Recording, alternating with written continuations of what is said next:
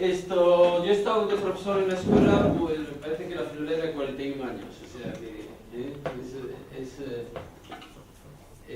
son muchos años, pero con dos etapas diferenciadas. Una primera etapa donde estaba la dedicación parcial y he compatibilizado con una actividad profesional externa, trabajando primero para la administración pública, luego para la empresa privada, luego creando mi propia empresa.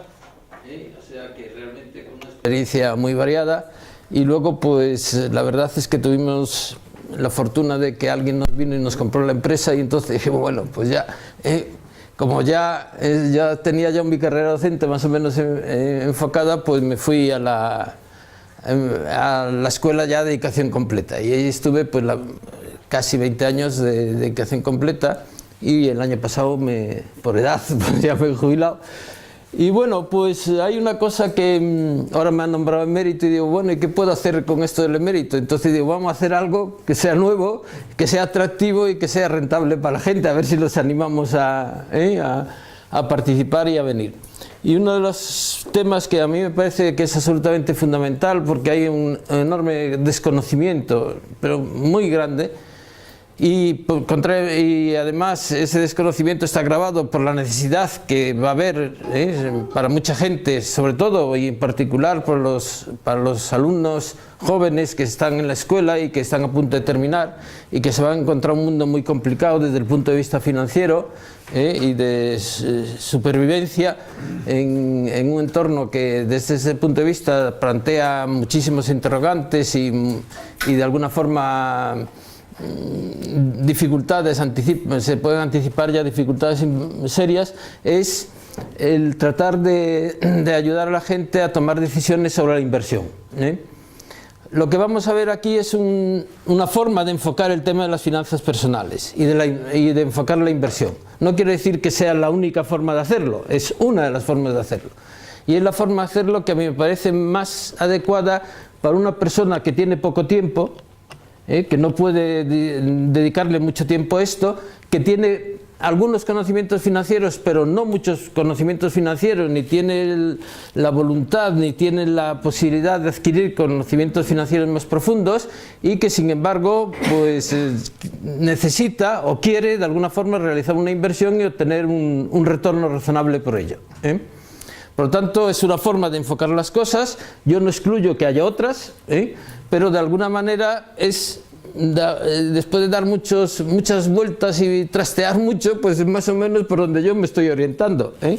Y me estoy orientando en base a que lo que he ido aprendiendo. He estado en 3 seminarios en el IES sobre el tema de finanzas personales, y me he leído libros, que también es otra forma buena de aprender. Y luego pues me he tenido que chocar con la realidad cotidiana, de tener que ver cómo hacen las cosas.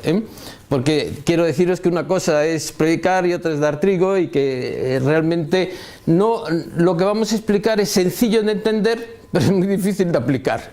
Esto es más o menos lo que pasa con lo de adelgazar. Todo el mundo sabe lo que tiene que hacer para adelgazar, lo malo es hacerlo, tener la fuerza de voluntad de hacerlo. Voy a hacer una cosa que nunca he hecho en la escuela, en 40 años nunca he hecho, y es empezar con una fórmula. Nunca he empezado las clases con la fórmula, a pesar de que en aquel entorno se empiezan las clases así normalmente, ¿no? Pero yo nunca lo he hecho. Esto lo hago por primera vez, y es esta fórmula. ¿Sabéis cuál es esta fórmula? Esta fórmula tiene nombre propio. ¿Cuál es la fórmula esta? El interés compuesto. ¿Por qué ponemos la fórmula? Porque es la base de todo lo que vamos a plantear, de los cálculos, de los números y tal, están hechos sobre la base de esta fórmula del interés compuesto.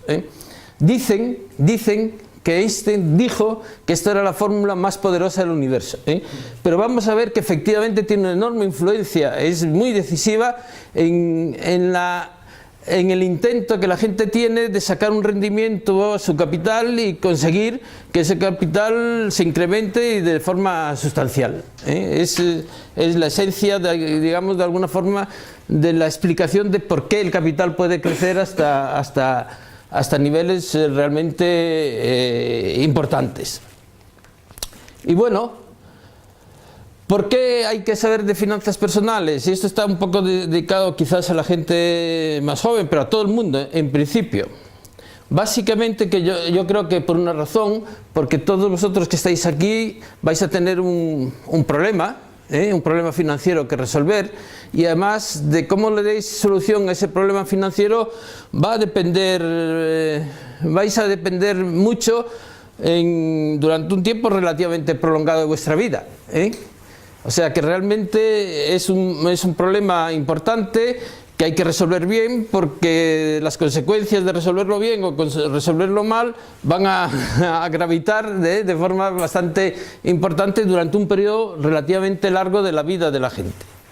Y esto yo prácticamente creo que, salvo casos muy raros, pues todo el mundo va a encontrarse con ese problema. ¿Intuís cuál es el problema del que estamos hablando? ¿Cuál es el problema del que estamos hablando?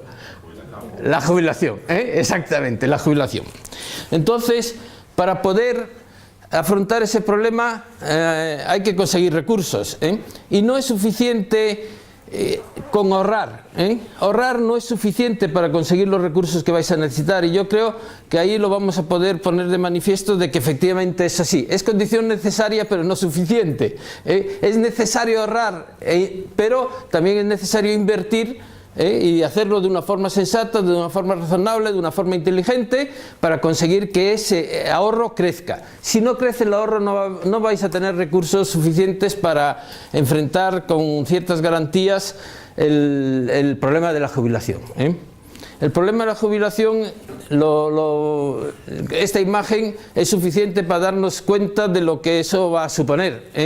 La pirámide de población, que era una pirámide en el año 60, un poco deformada, pero uno identificaba la pirámide. Aquí ya se ve la pirámide sobre una base mucho más reducida, mucho más estrecha, y dentro de unos cuantos años, prácticamente dentro de 40 años, de pirámide nada, es una especie de chupa-chups.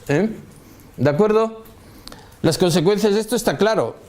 Hay menos gente que va a trabajar y más gente que va a cobrar, o que va a tener que vivir de la pensión. Entonces, como los que pagan la pensión son los que trabajan, si estos son menos y los que van a tener que recibir la pensión son más, pues está claro que esto no va a funcionar. Yo no sé lo que va a pasar de aquí en adelante con el tema de las pensiones, pero lo que es evidente es que este sistema lo tienen que reformar, y lo tienen que reformar de una manera bastante notable, porque un simple cambio cosmético de adaptación, etcétera, etcétera, no va a aguantar. Va a aguantar a lo mejor 5 o 6 años, pero no va a aguantar con un horizonte de largo plazo. Otra cuestión es que los políticos, que son los que lo tienen que resolver, quieran o acepten el reto de ponerse a resolver un problema para dentro de 40 años, ¿no? Y yo mismo, a mí los problemas que voy a resolver son los de dentro de 4 años o como mucho 8, que son los que yo voy a estar aquí al mando de la nave. Lo que pase dentro de 40 años me deja un poco al pairo. Y es verdad que no es fácil de solucionar. ¿Por qué? Porque hay que cambiar cosas, y en cualquier cambio hay gente que sale beneficiada, probablemente, y hay gente que sale perjudicada, y los que salen perjudicados pues ponen el grito en el cielo, y a ver quién soporta la presión social simplemente por el hecho de resolver un problema para dentro de 40 años. Pero es así, es evidente que esto no hay que darle dando muchas vueltas. Hay una cosa importante que yo creo que conocéis. España es de los países donde la gente vive más, hasta el punto de que la combinación del hecho de que la gente vive más y que la natalidad ha caído de forma llamativa, pues lo que es, España se va a convertir en un país de viejos. Japón va a ser el que va a estar en cabeza en cuanto a país de viejos, pero el siguiente el segundo en el mundo de país de viejos es España, y está claro. En el año 2050 Japón y España serán los países con población más anciana o más envejecida. Dentro de 33 años, 76 ciudadanos españoles mayores de 65 años por 100 en edad de trabajar, y actualmente esta proporción es de 30. Pues uno ya se imagina las consecuencias que esto tiene para los que se vayan a jubilar dentro de 40 años. Alguno hay aquí que probablemente dentro de 40 años se jubile, pues ya sabe el horizonte que se le va a presentar, y por lo tanto, pues bueno, pues ya es uno de los primeros pasos es qué tengo que hacer, digamos, para intentar resolverlo. A otros ya esto ya os coge un poco tarde, pero bueno, se puede valer, Ahora, también yo creo que os puede valer para orientar a vuestros hijos de lo que tienen que hacer, otra cosa que os hagan caso, Pero realmente la gente joven, y eso es una de las razones por las que a mí me interesa el tema de finanzas personales, la gente joven es el que tiene las mejores, la gente joven es la que va a sufrir en mayor intensidad el problema, pero también es la que tiene la mayor posibilidad de resolverlo bien. Porque tiene una cosa, algo que es muy valioso, que es tiempo. Y el tiempo, de acuerdo con lo que vamos a contaros ahora, es un aliado fabuloso, que juega muy a favor de resolver el problema. Por lo tanto, para la gente joven hay un mal anuncio, lo vais a pasar muy mal con esto de la jubilación, os va a quedar prácticamente nada, pero la parte positiva está en vuestras manos resolverlo y resolverlo bien. Tenéis bastantes garantías de poderlo resolver bien. Para la gente ya más mayor, pues hombre, esto que vamos a preconizar, matizado, porque efectivamente ese aliado tan poderoso no lo tenéis, pero sí que puede ayudar para saber un poco, hombre, qué rentabilidad le puedo sacar, qué rendimiento le puedo sacar a mi dinero, porque ahora esto de dejarlo en el banco, un depósito, etcétera, etcétera, ya sabéis que no hay tutía, Si queréis sacar rendimiento no hay más remedio que asumir riesgo. Entonces, hombre, si asumo un riesgo, pues voy a intentar hacerlo de una forma razonable, coherente, para conseguir de forma bastante razonable preservar el capital y sacarle un rendimiento, pues de alguna manera superior a lo que, por lo menos que la inflación no me coma el capital, que es una de las amenazas tremendas que hay, es que como no le saques rendimiento, pierdes dinero, no hay forma más segura de perder dinero que no asumir ningún riesgo. ¿Por qué? Porque la inflación acaba por comerte en parte el capital. También decimos que de cómo se resuelva, pues va a depender vuestra existencia y vuestra vida de alguna manera durante un largo periodo de tiempo. Fijaros que para los años 50 la esperanza de vida en España va a estar en 89 años, 90 años, y para las mujeres en 93. Es decir, que jubilado a los 65, que no os vais a jubilar a los 65 los más jóvenes, ya estamos rozando los 67, con idea de llevarnos a los 67, pero hasta los 90, hasta los 93, pues queda un porrón de años. Es verdad que nadie sabe qué vida tiene por delante, pero bueno, en grandes números, pues sabéis que hay 20, 25 años donde uno pues tiene que apañarse con lo que haya conseguido ahorrar y de alguna forma obtener de su gestión económica y con lo que le quede de la pensión.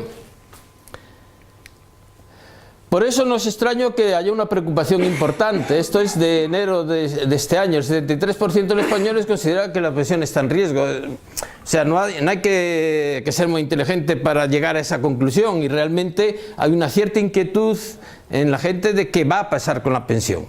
¿Por qué? Porque ya los primeros señales de que esto no va por el buen camino ya las tenemos. Tenemos las primeras señales de que esto no va por buen camino. Y ya el Fondo Monetario Internacional ya nos dice, oiga, mire usted, los que se jubilen ahora van a perder el 30% de su capacidad adquisitiva. Yo me jubilé el año pasado y ya sé que voy a perder en torno al 30% de la capacidad adquisitiva.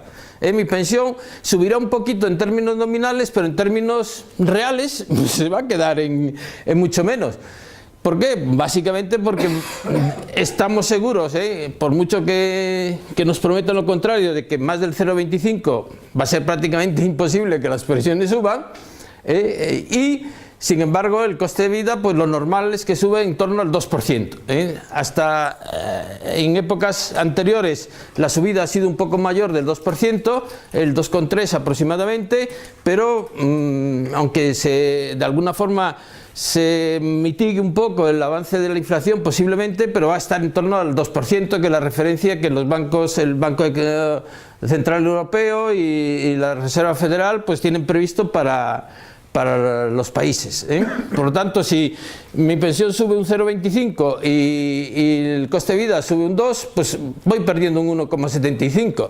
Hombre, no es mucho, pero cuando lo aplico la fórmula del interés compuesto me doy cuenta de que eso es pasta, eso es un 30% de la pensión menos que vas a tener. Eso, por lo tanto, pues es dinero, es dinero, vas a perder mucho dinero. La cuestión es, si sois conscientes del problema, qué es lo que se puede hacer para resolverlo, cuándo hay que empezar, cuánto dinero se va a necesitar, cómo se puede conseguir ese dinero. ¿Tenéis alguna respuesta a alguna de las preguntas que están ahí? ¿Qué pensáis de esas preguntas, de esos interrogantes? A ver, alguien que quiera decirme algo sobre eso. Ya es hora que habléis ahora vosotros y así descanso yo un poco. Venga.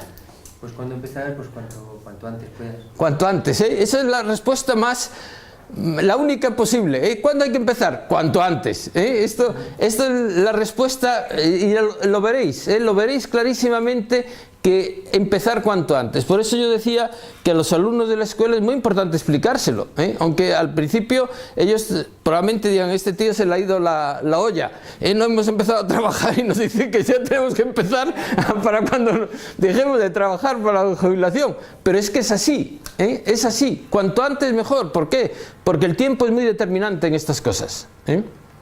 Esto no se trata de invertir dando pelotazos, se trata de invertir de una forma sistemática y metódica, y esto, pues el tiempo es el gran aliado que uno tiene. Por lo tanto, la respuesta es cuanto antes. Pero ¿invertir dónde? ¿Y invertir cómo? ¿Dónde y cómo? ¿Sabéis?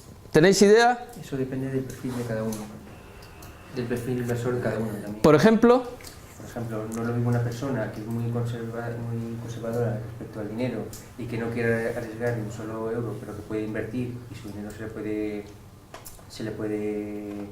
le puede aumentar, a una persona que no tiene ningún problema con el riesgo, y entonces ese perfil puede ser mucho mayor y también puede ganar mucho. Efectivamente. El perfil de las personas, pues es muy determinante. Básicamente hay un aspecto concreto de ese perfil, que es la aversión al riesgo. La aversión al riesgo es lo que determina de alguna forma el enfoque que la persona debe de hacer de su inversión. No es que quiera hacer, que debe hacerlo, debe tenerlo en cuenta, porque es muy importante. La inversión es un compromiso entre comer bien y dormir bien. Si quieres comer bien, tienes que tener mucha pasta, pero tener mucha pasta supone que vas a tener muchos sobresaltos. Entonces, realmente, pues es un compromiso importante. Pero ¿invertir en qué? ¿Invertir en qué? Sí, ¿en qué? ¿O cómo? ¿En qué o cómo? Pues una vez que sabes tu perfil de riesgo, pues conociendo las posibilidades que hay a nivel financiero, pues elegir un fondo ¿Pero de inversión? ¿Un fondo de inversión? Un plan de pensiones, que es Pero no es lo mismo, ¿no? No es lo mismo, no. No es lo mismo, No es lo mismo invertir en un fondo de pensiones, un fondo de pensiones, un plan de pensiones o plan de pensiones,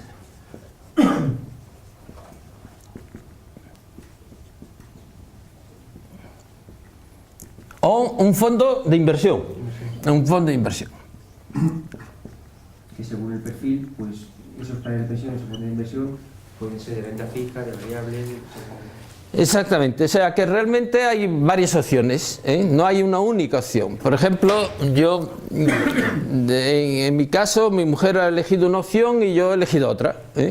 Pues bueno, también es una forma de diversificar el riesgo, derivado de eso. Y uno puede enfocarse, los planes de pensiones que están muy pensados para esto, para complementar las pensiones y que gozan de determinadas ventajas fiscales y que, bueno, pues es una manera de poderlo hacer, o uno crearse su propia cartera de inversión. Esas son las dos opciones que uno tiene para de alguna forma resolver el problema. Las vamos a analizar las dos, vamos a analizar las dos porque me parece que las dos son válidas y cada cual se tiene que decantar por lo que quiera. Ya os digo, incluso no son excluyentes, se puede hacer la una y se puede hacer la otra, es decir, que no necesariamente hay que elegir, se pueden hacer ambas.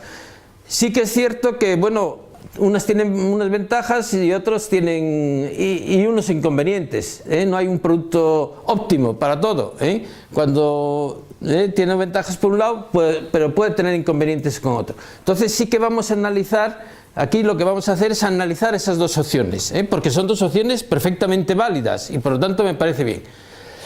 Y lo que vamos a hacer, muy importante, es tratar de establecer, de hacer números, para saber exactamente qué es lo que tenemos que conseguir y qué es lo que de alguna manera tenemos que pretender obtener.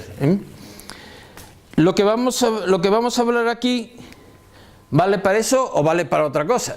Vale para conseguir un capital y ese capital, con ese capital poder destinarlo a lo que yo quiera. Es cierto que eso estamos hablando de una opción de inversión, no de fondos de pensiones. Los fondos de pensiones, aunque se van a liberalizar, como sabéis, va a haber una liberalización, se va a poder, parece ser en la nueva legislación que está por venir, que a los 10 años de estar invertido lo puedes recuperar, hasta ahora no podías recuperarlo como no estuvieses jubilado, pero... Sin coste fiscal.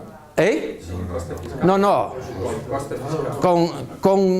con coste fiscal, con golpe fiscal, porque recuperarlo no es coste, es golpe, es golpe. Lo que quiero decir que esto también vale para acumular un capital y ese capital, pues que tienes una idea de negocio, lo puedes aplicar a ese negocio, que tienes una oportunidad de comprar una casa, la puedes aplicar a comprar una casa, en fin, que realmente es así, cosa que con el fondo de pensiones vas a estar más limitado en cuanto al destino final de eso, porque te lo limita la propia legislación. Ahí es un inconveniente muy importante, muy importante, que se alivia un poco con esta nueva legislación que va a salir, porque uno de los riesgos financieros más importantes, aunque uno no lo tenga muy en la cabeza, es la iliquidez, el hecho de no poder disponer del dinero. Eso es un riesgo muy importante porque el dinero está para resolver problemas y para ayudarte a resolver problemas, y cuando tienes problemas no lo puedes utilizar para eso, pues es una cosa, digamos, de alguna manera un grave inconveniente. Entonces vamos a intentar hablar precisamente de cuánto dinero se va a necesitar y cómo calcular de alguna manera el dinero que vas a necesitar. Quiero deciros de antemano que esto lo que os voy a dar es la regla del dedo gordo, para ver el orden de magnitud, porque entre otras cosas estamos hablando de una incertidumbre máxima. ¿Cuánto tiempo vamos a vivir? Pues eso no lo sabemos, entonces pretender establecer un acotamiento de la cantidad necesaria sin saber lo que vas a vivir, pues un poco, pero la idea que subyace en esos cálculos es que cuando tú creas un fondo de pensiones o creas una cartera y vas acumulando unos beneficios, etcétera, etcétera, tu idea es tener un capital que cuando tú te jubiles lo puedas utilizar y que que tú no sobrevivas al dinero. Es decir, que no te quedes sin dinero, ¿por qué? Pues porque no has comenzado con suficiente dinero o has gastado demasiado y has agotado el dinero antes de tiempo. Entonces vamos a intentar utilizar los números. Ya cuando has de empezar de alguna manera, ya nos lo han dicho, cuanto antes mejor, pero vamos a ver las razones de por qué hay que hacerlo cuanto antes mejor. Muy fácil, lo vemos con números. Los números nos valen para esto.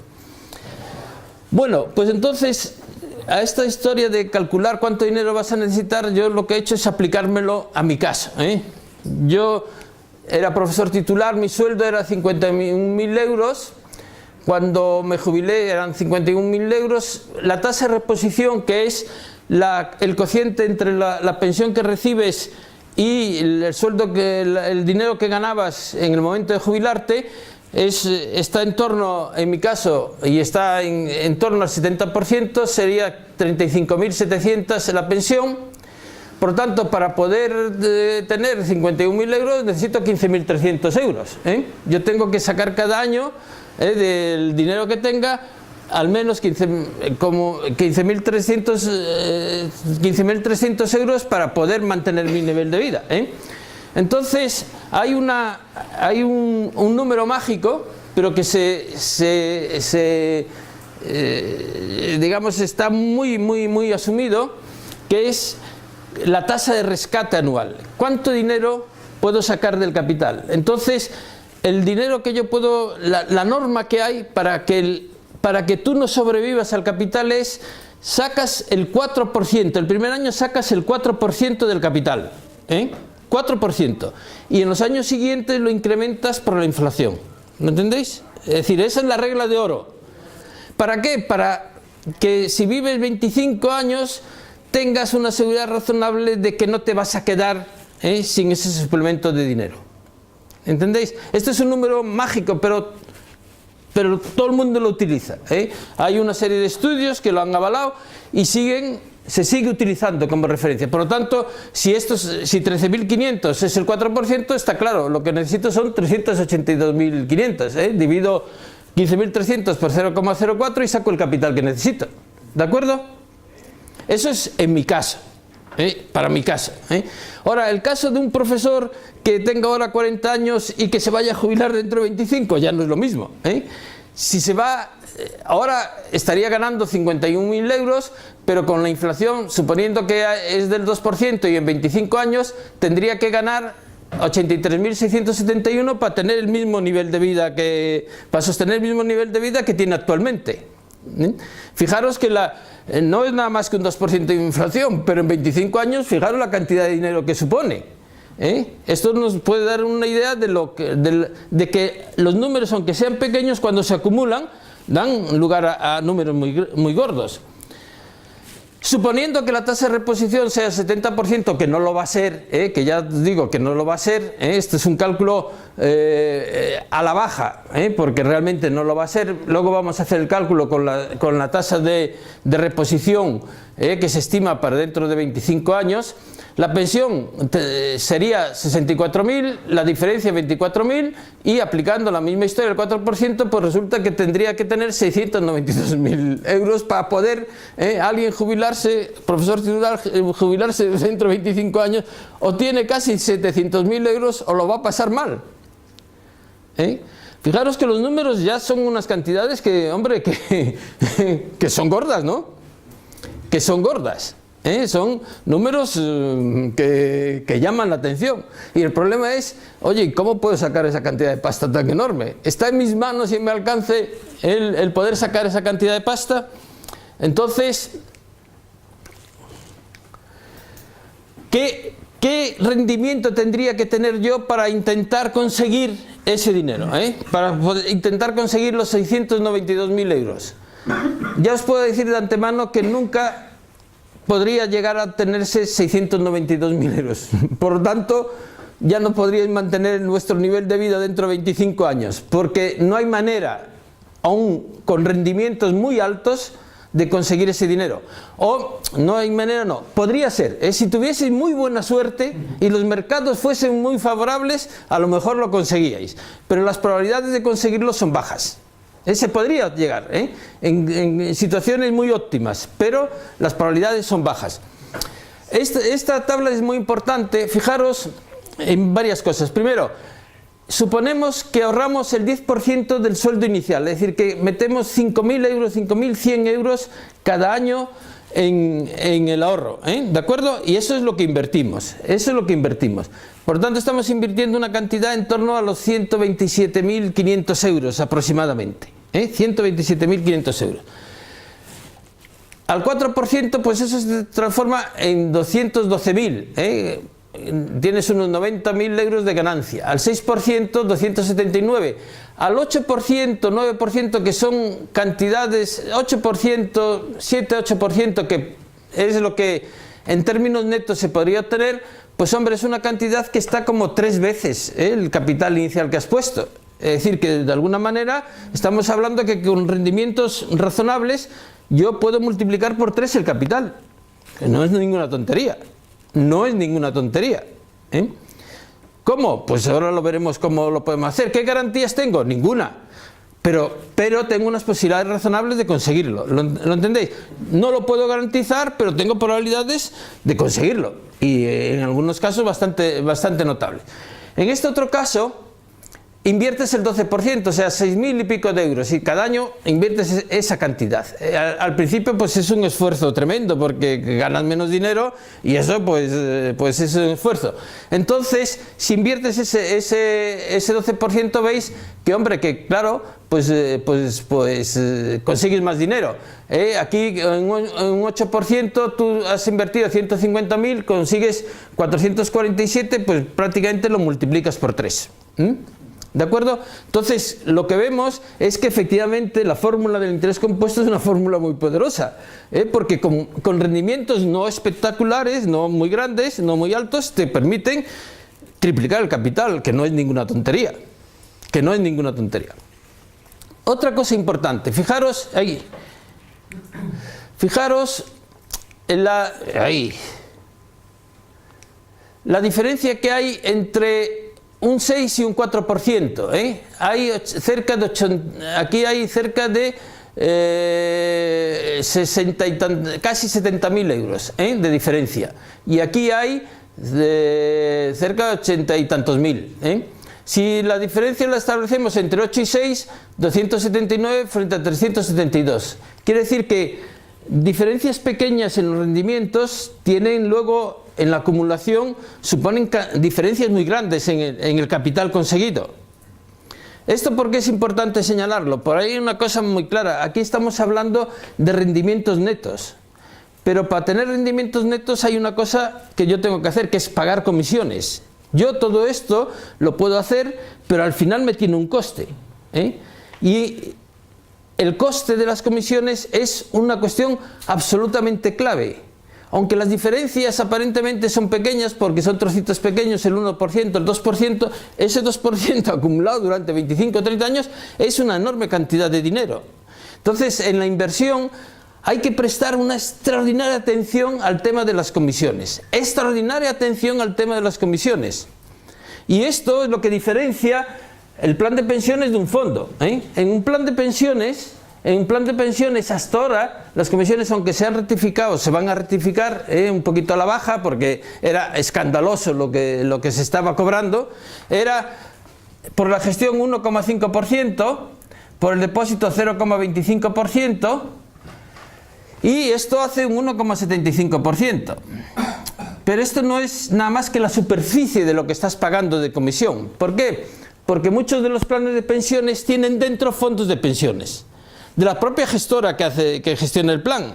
¿Y qué ocurre? Que esos fondos de gestiones también tienen comisiones, y le tienes que añadir un 1,5% más.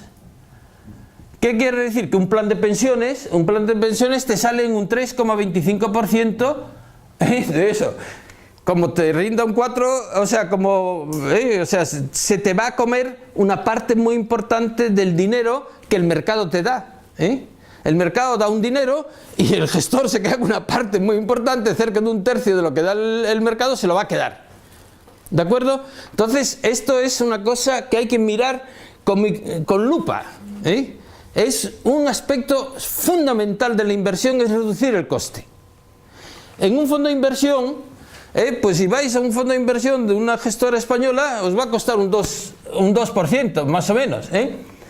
Si vais a un fondo de una gestora internacional y elegís en un fondo de bolsa un fondo indexado, os va a costar un 0, esto no va, un 0,7%, que es una diferencia de 1,3 puntos. Y si vais a otro tipo de... Esto hay que echarlo para atrás. Si vais a otro tipo de fondos, que son los que se llaman ETFs, que son fondos también, pero que en vez de comprarlos en gestoras, lo compras en el parqué, en la bolsa, aquí puedes llegar a tener fondos por 0,07%. Por tanto, la decisión de en qué productos invierto y cómo lo invierto es muy fundamental, porque las comisiones van a ser muy distintas. Esto es una cuestión clave. Lo más importante de todo es buscar productos baratos, porque en contra de lo que sucede en el mundo normal, lo barato es lo bueno, y a veces lo mejor. Lo barato es bueno, porque tiene una cualidad intrínsecamente buena, que es que te resta mucho menos dinero. Alguien puede decir, hombre, es que los más caros es que dan mayor rendimiento. No siempre es así, no siempre es así. Es más, en un 20% de los casos puede ser así, pero en un 80% de los casos puede ser que no. Por lo tanto, es importante saberlo. Entonces, nos metemos en otra simulación que ya va al caso real. Vamos a plantearnos de lo que va a pasar de aquí en adelante. Seguimos con la historia de los 51.000 euros, tenemos el 2% de inflación, tenemos los 25 años, el sueldo equivalente es 83.671, pero chico, la tasa de reposición va a caer al 50% o por debajo del 50%. Eso es lo que las estimaciones son, que va a caer al 50% por debajo del 50%, por una razón muy sencilla, porque como hay menos para repartir y hay más y tiene que llegar a más, ¿qué van a hacer? Pues van a fijar una pensión mínima que mantenga un mínimo vital, y luego sobre todo las pensiones máximas las van a bajar de una forma radical, porque es que no hay solución, ¿no entendéis? Es decir, que los que se jubilen con sueldos más altos van a tener una tasa de reposición bajísima. 50 a lo mejor es excesivo. Entonces, yo os diría que no os preocupéis de coger eso. Yo le paso a Javier Paul la presentación y entonces es mucho más fácil para todos vosotros. ¿Os parece? Vale. Perdón, esa pensión está ya por encima del... Esa pensión ya está por encima de la máxima anual que se recibe ahora. Ten en cuenta que estamos hablando del sueldo dentro de 25 años. Esto es dentro de 25 años. Sí, aunque se mantenga, que la tendencia es a que baje, hoy en día ya no se cobran pensiones de 41.000 euros. No, pero la inflación, hombre, tendrán que ajustarla a la inflación. ¿Sabes lo que te quiero decir? La inflación hará que tengan que subir las pensiones, porque no la van a mantener ahí con el 2%. Es decir, estamos hablando de que la inflación obliga, digamos, de alguna forma a ajustar las pensiones, porque el otro ya es suficiente con que te suben el 0,25. 0,25 como mucho. Como mucho. Es decir, que esto... ya está suficiente, o sea, ya es suficientemente negro, como ya no hay que añadirle más, porque vemos que el panorama es negro, y aquí la diferencia serían 35.715. Aquí he hecho una cosa para que os digo, no es la diferencia entre 41 y 83, no es la diferencia, es entre 41 y 83, que veis que sería más. Yo lo que digo es, bueno, si es mantener el nivel de vida, si yo he estado ahorrando 5.100 cada año, esto me los quito, es decir, entonces a 51.000 le tengo que, a los 83.000 le tengo que sacar 5.100 porque ya no voy a seguir invirtiendo, Por lo tanto, para mantener mi nivel de vida, pues eso me lo ahorro, digamos de alguna manera.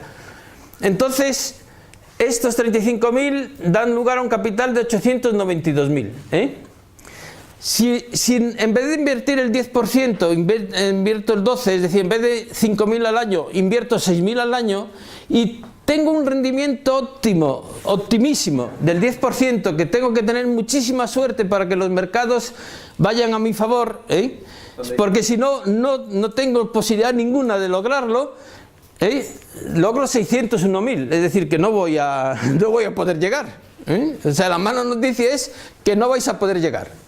Los que tenéis no sé cuántos años ya sabéis que no vais a poder llegar. Entonces, esto es una cosa que es muy importante, saberlo, que no vas a poder llegar, no hay manera humana de llegar. Entonces, ¿qué se puede hacer? ¿Qué puedo hacer en eso? pues solamente hay una cosa que puedes hacer, que es prolongar el periodo de vida activa. Hombre, yo me he jubilado con 70 años, pero bueno, un profesor lo tiene fácil, lo fácil y no muy gravoso en términos de dedicación y en términos de exigencia para prolongar la vida activa.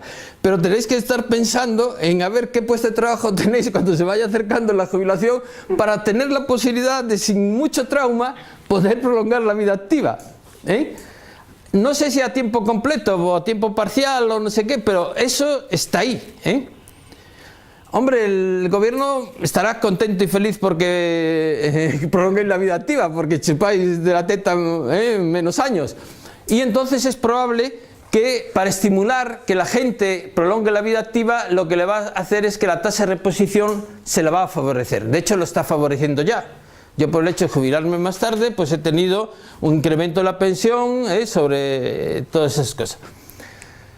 Por lo tanto, en 30 años la pensión estaría en el entorno de los 55.000 euros, porque el sueldo equivalente sería 92 en vez de 83, porque son 5 años más.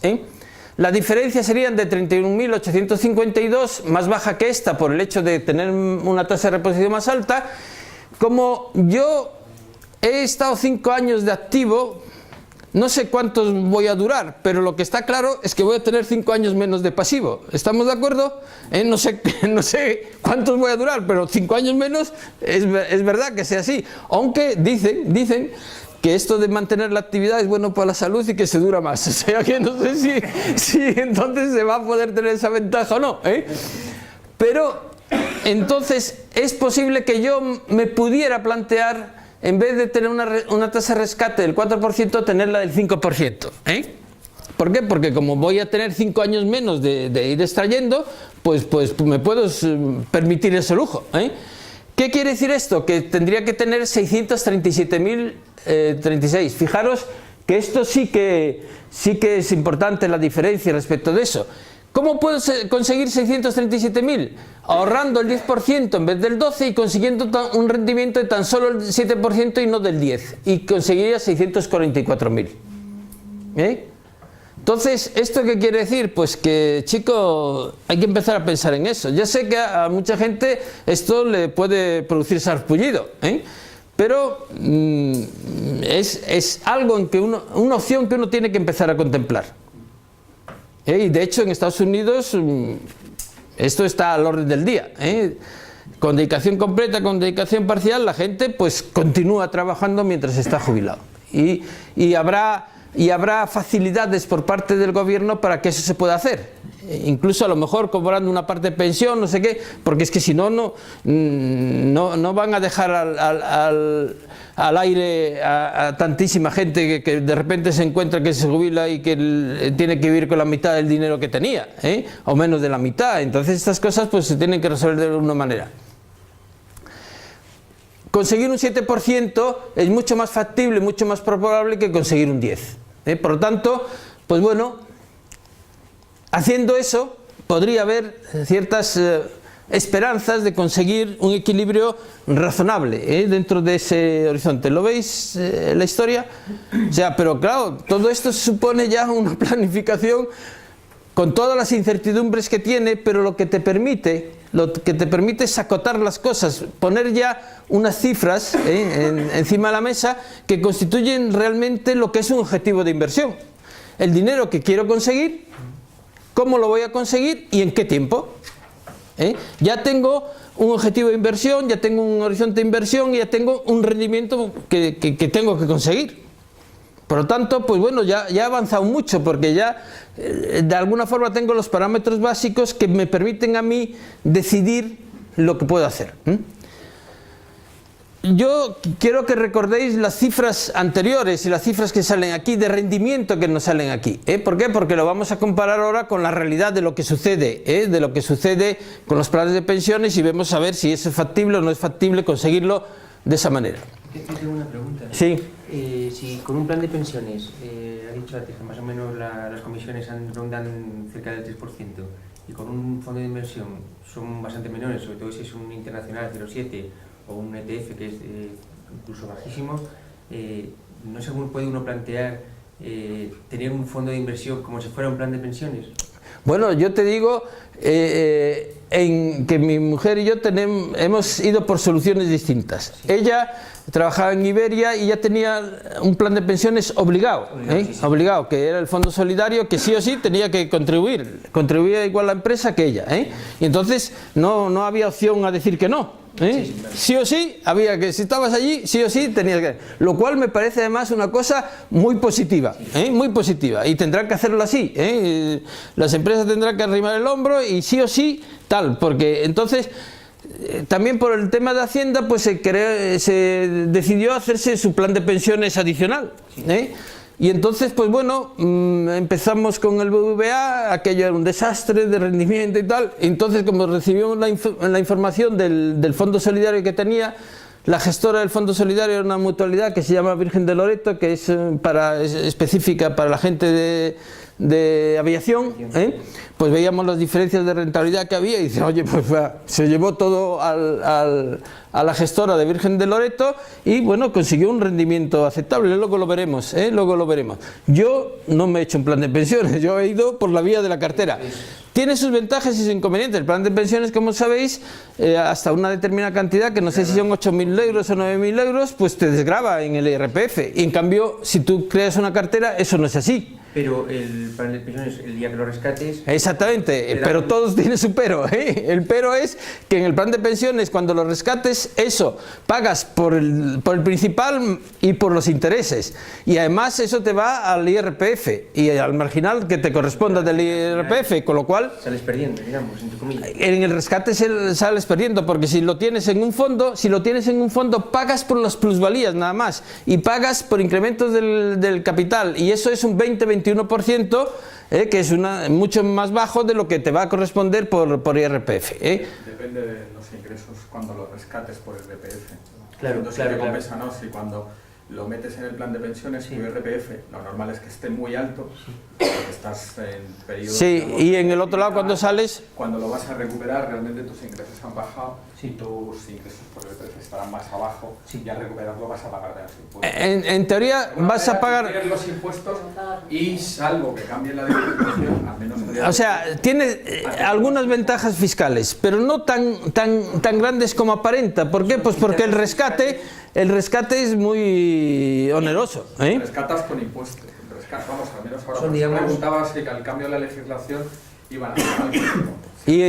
Y además antes tú podías rescatar el plan de pensiones de una sola vez con pagos parciales y no sé qué, no sé cuánto, y entonces tenías la ventaja de que el 40% de las aportaciones no computaban, pero ahora ya computa todo. Yo creo que todo eso va a cambiar en un sentido que tiene que favorecer más a los que ahorran, porque es que si no, el problemón que se le mete encima a cualquier gobierno es tremendo. El lío que se le puede montar es espectacular, porque ya hay movimientos ahora, que pensiones dignas, no sé qué, no sé cuánto, pues fíjate tú en aquella situación, lo que puede. Entonces ahí está al socaire de cómo evoluciona la legislación. Yo creo que la legislación va a evolucionar intentando favorecer un poco que la gente opte por la vía del plan privado, porque es que si no, no tiene salida. El sistema no da de sí lo que tiene que dar. Eso es evidente cuando hemos visto la gráfica que hemos visto.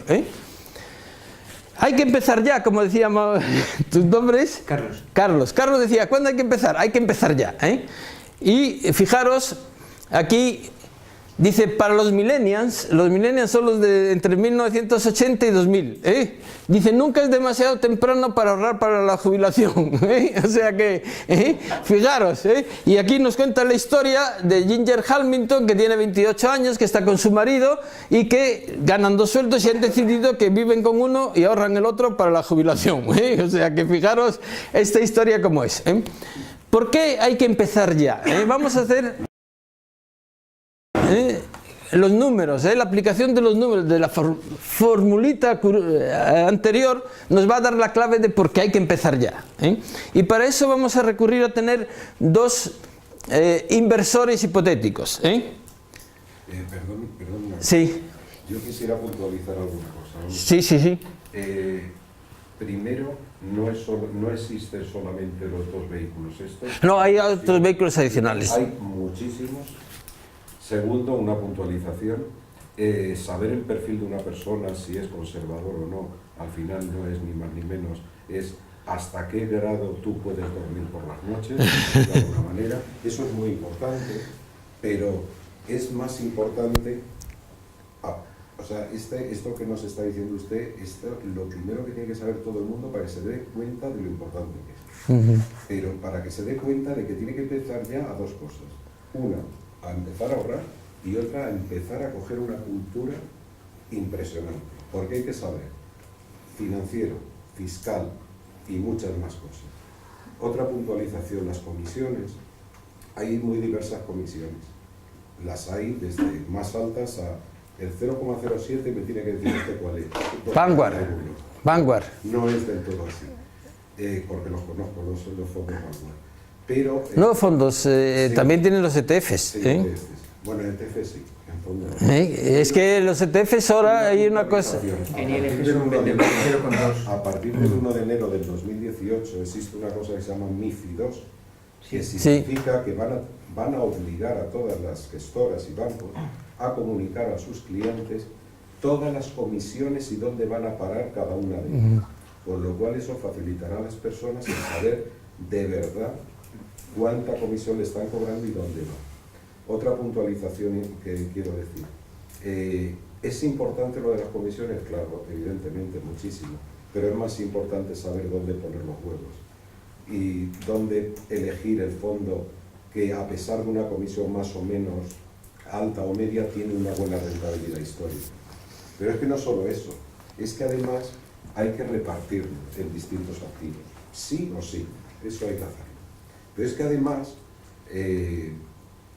hay que saber cómo afecta fiscalmente en tu momento y en cada momento, porque lo que es bueno hoy puede ser mañana o dentro de 4 años malo para ti. Es decir, es que es imprescindible coger una cultura muy amplia para poder llegar a hacer esos números, de verdad creerlo.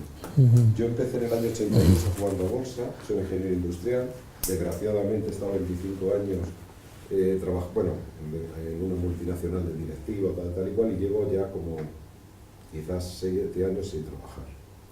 Y me dedico a esto, a la bolsa y a esto.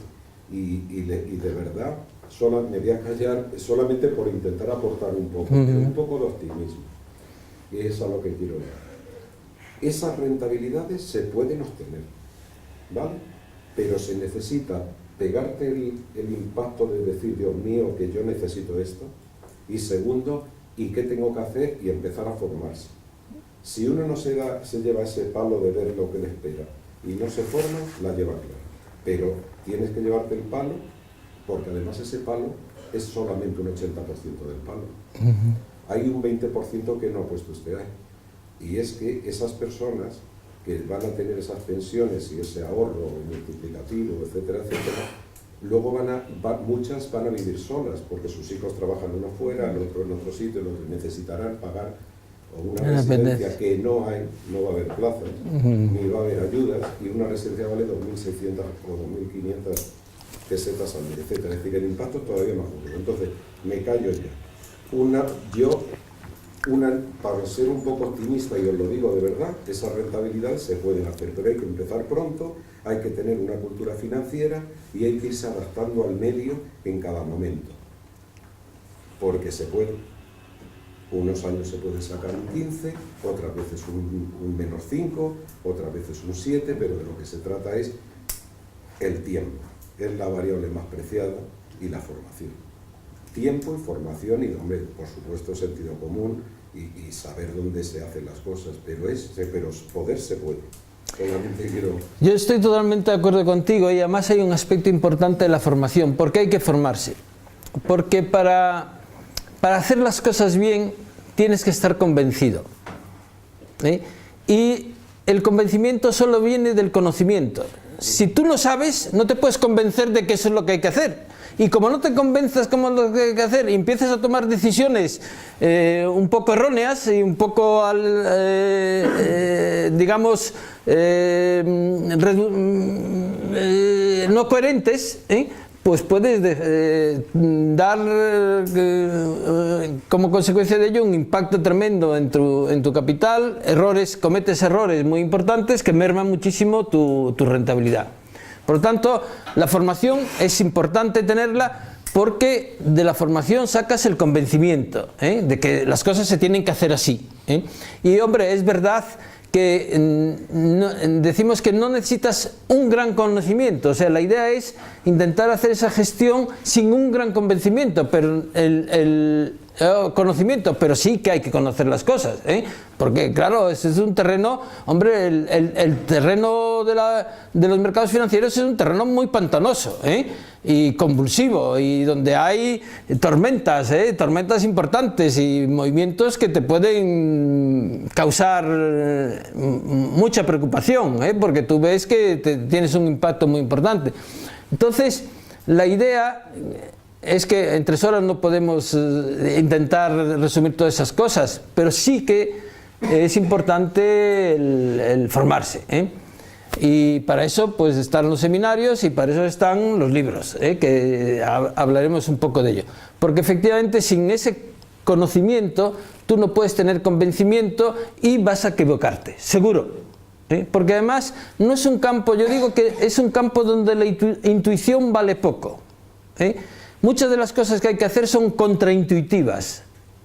La intuición te dice una cosa y luego si lo analizas en profundidad te das cuenta que no. ¿Por qué? Básicamente porque hay un enorme contraste entre las cosas como son a corto plazo y las cosas como son a largo plazo. El contraste es enorme. Entonces, lo que puede estar bien para el corto plazo puede ser un desastre como decisión a largo plazo. ¿Lo entendéis? Entonces, hay que saber todo esto, porque si no, te dejas llevar, y no te digo, si te dejas llevar por los consejos de alguien que se te arrima y que te sopla la oreja, tal, eso puede ser desastroso, desastroso.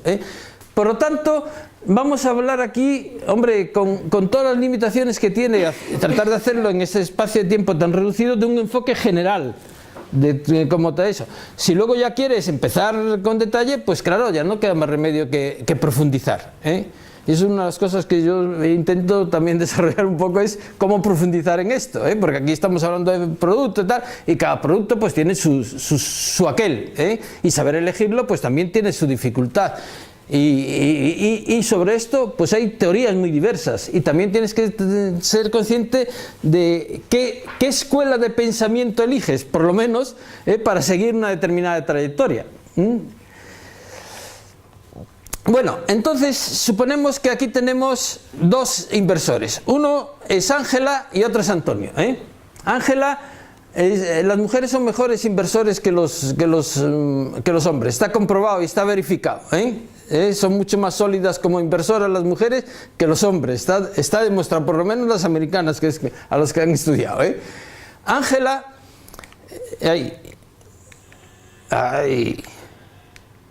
Ángela es una hormiguita y se ha tomado en serio esto de hay que empezar cuanto antes mejor, y entonces haciendo todo lo que tenga que hacer, vive con sus padres, no sé qué, no sé cuánto, saca 5.000 euros, ahorra 5.000 euros y los va metiendo año a año durante 10 años, con lo cual en total ha invertido 50.000 euros, ¿lo veis? Invierte 50.000 euros. Antonio dice, hostia, vamos a empezar ahora a privarme de todo para poder empezar a ahorrar. Dice, cuando ya gane más dinero, pues ya empiezo a ahorrar, me voy a dar un margen. Y se da un margen de 10 años. Y entonces, en vez de empezar a los 26 a ahorrar, empieza a los 36 a ahorrar. ¿De acuerdo? Y ahorra y mete 5.000 euros cada año durante 30 años. Es decir, invierte 150.000 euros. ¿Lo entendéis? ¿Entendéis la diferencia que hay entre uno y otro? Empieza 10 años más tarde, pero invierte el triple.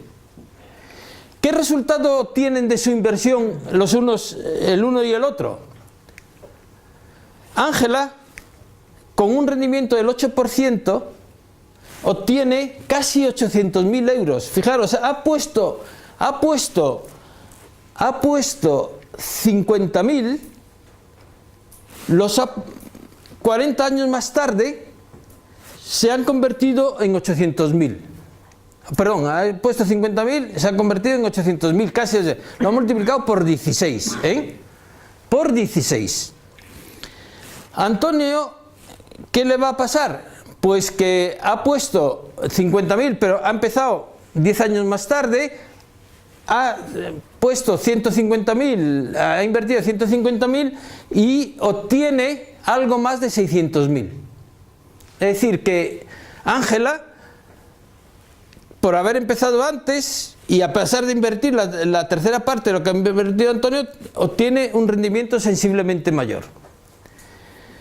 Las cantidades son función de los retornos anuales que se consiguen, ¿eh? Aquí tenéis un retorno del 7%, del 8%, del 9% y del 10%.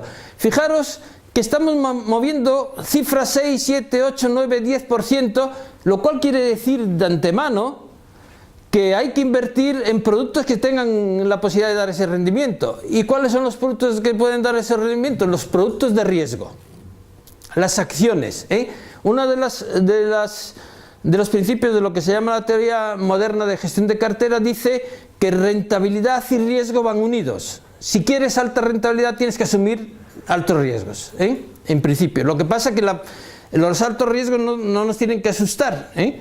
Ahora veremos que, bueno, todo eso tiene sus matices, pero que quiero decirte que no puedes obtener el 8% de rentabilidad comprando bonos del Tesoro, para que nos entendamos, está claro, ¿no? Por lo tanto, estamos aquí focalizándonos en inversiones de riesgo, de productos de riesgo, ¿está claro? Eso es muy importante. Fijaros que Ángela consigue una diferencia de más 11% con un rendimiento del 7, del 29%, de más 29% con un 8, 48% con un 9 y 69% con un 10. ¿Por qué puede ser eso? ¿Por qué es eso? Pues aquí lo tenéis, porque es la fórmula del interés compuesto. N está en el exponente. No es lo mismo elevar una cantidad a 30 que elevarlo a 40. ¿Lo entendéis? Por eso hay que empezar cuanto antes, porque N está en el exponente. Hombre, es verdad que cuanto mayor sea la tasa de retorno, más dinero tengo, eso es verdad. Pero lo que es muy determinante es el tiempo que yo estoy obteniendo ese retorno. Y además, aunque aquí no se ve, pero hay una relación implícita adicional entre TSUR y N. Y es que cuanto más tiempo tenga de inversión, mejor puedo asumir, con más seguridad puedo asumir el riesgo. La prolongación del tiempo de inversión reduce el riesgo de la inversión, utilizando productos de riesgo. ¿Entendéis? ¿Qué quiere decir eso? Que Ángela, que empezó antes, se podría permitir tener un perfil de riesgo un poco superior al de Antonio. ¿Qué ocurriría que si tuviese un perfil de riesgo un poco superior al de Antonio? Que obtendría más dinero. Es decir, que probablemente Ángela se podría tener un perfil un poco más de riesgo que le diese un 9%, mientras que Antonio se tenía que conformar con un 8%. ¿Está claro esta historia? Hombre, son ejemplos, son los números, pero uno tiene que tener el conocimiento de los números para saber claramente dónde se tiene que enfocar. Ahora, ¿es posible garantizar que uno va a obtener el 8%, el 9% de rendimiento? No hay garantías ninguna. No hay garantías de rendimiento, no hay ninguna. Hay una posibilidad muy razonable de poder conservar el principal, una garantía, si no garantía, cuasi garantía, pero la cantidad de rendimiento que obtenga, ¿de qué depende? De cómo evolucionen los mercados. Y el rendimiento que va a obtener del riesgo que yo sea capaz de asumir. Entonces hay que tener conocimiento para darse cuenta de que esto es así y para ser capaz con convicción de asumir el uso de productos de riesgo, porque hay una cosa muy importante: el riesgo del producto no es lo mismo que el riesgo de la cartera. El riesgo de la cartera es que no te dé el dinero suficiente que tú necesitas. Si no consigues el dinero que tú necesitas, tienes un gran riesgo, porque no vas a poder de alguna forma mantener tu nivel de vida, que era tu objetivo, que tú pretendías. Entonces, ahí todo esto de la tolerancia del riesgo, pues es verdad que hay que tenerla en cuenta, pero esa tolerancia del riesgo puede variar en el momento en que tú te informas y eres capaz de ver las cosas con objetividad y utilizo lo que se llama la evidencia empírica de lo que ha sucedido anteriormente. Entonces uno se va convenciendo. A mí ese convencimiento me ha permitido elevar mi nivel de riesgo sobre lo que yo hubiese sin ese conocimiento asumido. Y he asumido en algunos momentos, con lo cual he desaprovechado oportunidades. ¿Por qué? Porque la falta de conocimiento me hace que yo me dificulta el asumir riesgos. ¿De acuerdo? Esto es fundamental y muy importante. Entonces, ya sabemos todos nuestros objetivos, ya sabemos cuándo hay que empezar, y entonces dice, ¿qué puedo hacer? Actualmente, ¿qué puedo hacer actualmente? Ya hemos hablado de los fondos de pensiones, ya hemos hablado de una cartera, y vamos a analizar un poco de la realidad de estos fondos de pensiones y la realidad de estas carteras. ¿Qué ha pasado con los fondos de pensiones? Aquí tenéis, esto viene en la página web del Ministerio de Economía del Ministerio de Economía, por lo tanto podéis entrar, ponéis en el Ministerio de Economía, ponéis planes de pensiones y saldrá esta tabla. Planes de pensiones a 15 años, rentabilidades a 15 años de los planes de pensiones, a 15 años, a largo plazo. Aquí tenéis las distintas categorías. ¿Estáis familiarizados más o menos con estas categorías, no? ¿O no? Más o menos. ¿Qué quiere decir? Que es que renta fija corto es un plan que tiene un mayor porcentaje de renta fija, renta fija corto es monetario, es prácticamente a muy corto plazo, es riesgo cero o casi cero, muy próximo a cero. Renta fija largo ya tiene más riesgo. Renta fija mixta es mezcla de renta fija con renta variable, con poca proporción de renta variable. Renta variable es acciones, y renta variable mixta es una mezcla, pero con mayor proporción de renta variable que de renta fija. ¿De acuerdo? Fijaros, la rentabilidad promedia 1,78% en 15 años, cuando el IPC medio ha sido del 2,20%. O sea, el 60% de los planes de pensiones ni siquiera rendieron el IPC. En el 60% de los planes de pensiones se perdió dinero en términos reales. Y como además entre esos planes de pensiones son los de mayor volumen, están básicamente en esa categoría de los que no han llegado ni siquiera a la inflación, pues ¿qué quiere decir esto? Que ha sido un desastre para los que han invertido en los planes de pensiones. Tan desastre ha sido que el gobierno ha tenido que hacer algo, y sabéis que ha movido un poco ficha para reducir las comisiones, porque no tiene un pase lo que han hecho. Fijaros, este 3,25 que antes he movido, pues resta muchísima rentabilidad. Y si la rentabilidad ha sido el 1,78 y las comisiones se han llevado el 3,25, es que los gestores han llevado mucha más pasta que los que han arriesgado el dinero, lo cual no es presentable bajo ningún concepto. Ha sido el gran negocio de la banca y de las gestoras. Fijaros, 1,78%. ¿Ha habido algún caso donde ha habido una buena rentabilidad? Ya lo veremos luego. 10,35.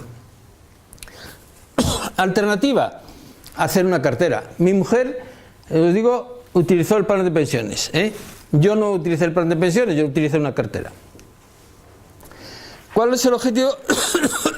Cuando tú inviertes y tratas de crear una cartera de inversión, tu objetivo es incrementar el valor de la cartera de productos financieros consistentemente y a un largo plazo. Yo le añadiría algo más: preservar el principal e incrementar de forma razonable a largo plazo el valor de la cartera. ¿De acuerdo? Eso es una gestión de cartera con estas premisas. Es a largo plazo y que el incremento de esos sea consistente un poco a largo plazo.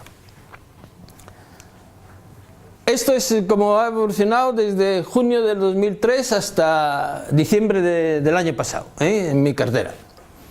Y entonces, pues bueno, tuvo una subida. Aquí llegó la crisis el verano del 2007, cuando estalló la crisis de la subprime. Veis que aquí estaba un 134 por 2 la cartera era un 134,2% sobre el valor de inicio de 100, y fijaros que ha estado por aquí deambulando con alguna caída importante. Esta fue una caída en el verano del 2011, porque a los chinos se les dio por dejar flotar el yuan y se montó un pifostio de aquí te espero, y hasta prácticamente 7 años más tarde no volvió a recuperar eso, y durante esos 7 años estás viendo que aquello va y que aquello no sube, que aquello tal, y que de vez en cuando te pega un disgusto, pero tienes que aguantarlo, 7 años, o sea que no es que estamos hablando de hoy para mañana, 7 años, en algunos casos 10, y en algunos casos extremos hasta 20, los mercados son así. Pero luego de repente se dispara, y en abril del 2016 era un 170%. ¡Pum! Otro golpetazo en abril del 2016, una caída que hay que soportar. Esa es una caída del 8% que hay que soportar. El 8% pues es una cantidad que tú no notas, y ves que aquello baja, y bueno, pues luego se recupera y vuelve a tirar para arriba. Esto es la gestión de una cartera. En toda esta historia, pues bueno, yo en el año 2008 pues asistí a un primer curso del IES, donde de alguna forma se preconizaba esta forma de actuar que ahora os estoy intentando transmitir, y yo decía, primero yo no estaba convencido porque estaba muy volcado a la historia del análisis técnico. Yo empecé por un sitio que ahora considero equivocado, otros lo verán muy válido, pero yo ahora llegué a desarrollar hasta un programa de ordenador, con las medidas móviles, con no sé qué, no sé cuánto y tal. Y en el año 2008 me decían esto de aguantar y todo lo demás, y yo que había tenido la suerte o la habilidad en el año 2007 de salirme del mercado cuando estalló la historia de la subprime, dice, esto es lo que me faltaba, entre que había visto que aquello había subido como la espuma y de repente los americanos que empiezan con esa historia, taca, y me fui del mercado. Con lo cual veis que realmente en el 2008, pues con toda la crisis, la segunda mayor crisis de la historia de los mercados, la segunda mayor crisis de la historia de los mercados, pues aquí, pues bueno, más o menos bien. Me hizo más daño la devaluación de los chinos que la crisis del 2008. Pero empecé a preocuparme, se me quedó la historia, y entonces lo que hice fue comprarme libros y empecé a leer, y decidí que, bueno, pues poco a poco me fueron convenciendo y decidí que iba a cambiar de eso. Me acuerdo además de una anécdota curiosa. Yo estaba en esto y mi hija, la pequeña, estaba trabajando en el Banco Mundial y me llamó, yo que creo que fue un miércoles, y dice, oye papá, que aquí dicen que esto que se puede ir al carajo, que no tal, y dice, mira tú, y entonces yo la oí y me daba tanta pereza después lo que me había costado crear la cartera, deshacerla, que dije, anda, pataplá, 2 días después aquello se pegó un leñazo, pero un leñazo muy serio. La verdad es que poco a poco pues he ido asimilando un poco todas estas historias, leyéndolo, no sé qué, no sé cuánto, y bueno, pues eso es lo que hay. Es algo más, es realmente el rendimiento en términos comparables es un poco más alto, porque la cartera yo la tengo dividida entre una cartera personal y una de sociedades, y entonces los movimientos en sociedades no los puedes hacer sin coste fiscal, tienes que vender, mientras que en persona física puedes traspasar, entonces pues bueno, tiene un coste fiscal. El resumen de mi cartera es este. Yo empecé con 100, en diciembre del 16 tenía 100, digamos, las plusvalías eran de 178, un poco superior a las que tenía por el tema de los impuestos que decía. La tasa de retorno es 4,33. ¿Cómo lo calculo? Pues con la fórmula del interés compuesto. Divido el capital inicial por el capital final, me da 1,78, hallo la raíz 13,59 de esto, la resté la unidad y tengo la tasa de retorno. 4,33. Entonces, pues hombre, no he hecho las cosas mal, tampoco las he hecho bien, Podría haberlas hecho mejor, hombre, si hubiese sabido y hubiese tenido más dicho, las podría haber hecho mejor. ¿Qué hubiese ocurrido si yo hubiese tenido el nivel de convencimiento que tengo ahora, que probablemente hubiese hecho las cosas mejor y podría haber obtenido un rendimiento del 7%. La diferencia es brutal, porque si obtengo un 7% de retorno, 178 se hubiesen convertido en 251. Es decir, que al final el resumen es, gané 78 y perdí y dejé de ganar 73. O sea que no... es una lección costosa, o sea, no me costó dinero en términos de haberlo perdido, pero me costó de no haberlo ganado. ¿De acuerdo? ¿Entendéis? O sea, que es que eso es así. ¿Cómo ha ido esto si lo comparo con un plan de pensiones? Aquí tenéis los 20 mejores planes de pensiones a 15 años. Hay uno que destaca sobre todos los demás, que es este, el de Bestinver. Si estáis familiarizados con estos mercados, este es el fondo de Paramés, que tuvo un rendimiento espectacular, pero Paramés hace 2 años y pico se fugó. Con él se fugaron todos los de su equipo, luego al final no se entendieron entre ellos, ahora está Bestinver, lo está gestionando otros, pero Bestinver yo creo que es una entidad que está en venta. Lo que pasa es que no he encontrado quien se la compre al dinero que quieren, porque realmente la salida de Paramés fue un poco porque Acciona, que es el propietario, pues lo puso en venta. Entonces, ¿qué va a pasar en los próximos años? No lo sé, pero evidentemente es una incertidumbre. Fijaros el segundo, el fondo de Loreto, el de mi mujer, 5,61. Ella ha invertido mejor que yo, ha sacado mejor rendimiento, o sea que realmente, pues oye, pues, uno puede elegir eso y tiene 5,61. ¿Qué hubiese ocurrido con mi 4,33? Pues que estaría aquí en el 13. Hombre, estar en una posición del 13 de 350 pues no está mal, ¿no? Te da ciertos ánimos, Y a pesar de no haber hecho bien, dice, a pesar de que yo tendría un 6,5 en esto, que esta manía que tenemos los profesores de dar nota, ¿qué nota te daría? 6,5, Con 6,5 pues resulta que estoy en el 13, Estoy en el 13. Fijaros en otra cosa muy importante, si examináis todo esto, los rendimientos están entre el 4 y 5,5 sin llegar a 6. Ahí.